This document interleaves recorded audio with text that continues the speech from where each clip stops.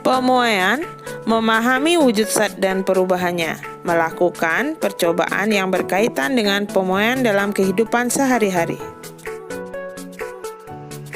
Tahukah kalian kerupuk? Kerupuk ukurannya sebelum digoreng seperti ini. Pada umumnya, benda yang dipanaskan suhunya akan naik. Penaikan suhu benda diikuti pertambahan ukuran benda. Pertambahan ukuran benda disebut dengan pemuaian. Jadi, kerupuk mengalami pemuaian. Jadi, dapat disimpulkan jika suhu naik, benda akan memuai. Sebaliknya, jika suhu turun, benda akan menyusut. Anomali air terjadi pada suhu 0 derajat Celcius sampai 4 derajat Celcius. Volume air akan menyusut jika dipanaskan dari 0 sampai 4 derajat Celcius. Volume air akan bertambah jika suhu diturunkan dari 4 sampai 0 derajat Celcius. Pemuaian terjadi pada zat padat, cair, dan gas. Pemuaian zat padat. Munzenbroek adalah alat yang dipakai untuk menyelidiki pemuaian zat padat. Berikut gambar di samping namanya Munzenbroek. Pada seluruh zat padat akan mengalami pemuaian, muai panjang, muai luas, dan muai volume sesuai dengan rumusnya masing-masing. Muai panjang, contoh kabel listrik.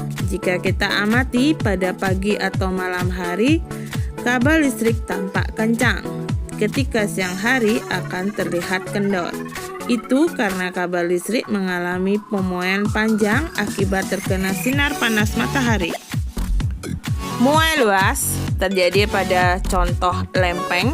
Pemuaian luas ini terjadi pada benda yang memiliki panjang dan lebar, tebal dan tipis. Jika dipanaskan, maka lempeng tersebut akan mengalami pemuaian panjang dan lebar. Muai volume, contoh pada balok.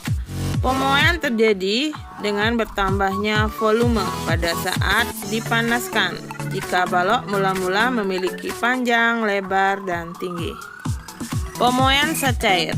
Labu didih adalah alat yang digunakan untuk menyelidiki pemuaian zat cair.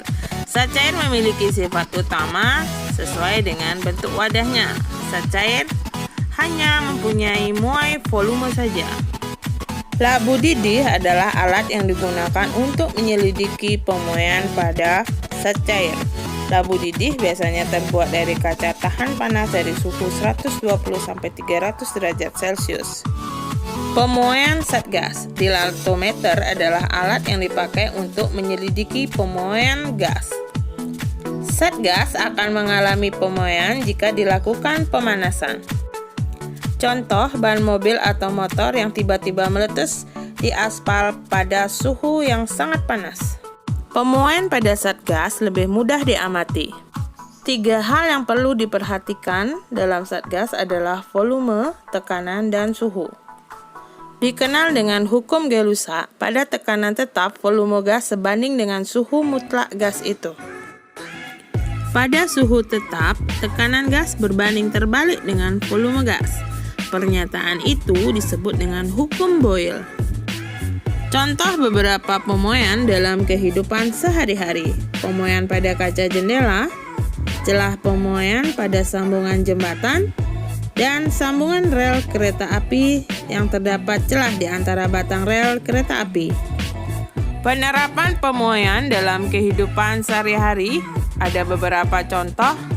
Ada pengelingan, keping bimetal, dan pemasangan bingkai roda logam pada roda pedati dan kereta api. Nah, anak-anak, silakan kalian perhatikan contoh soal dan pembahasan berikut.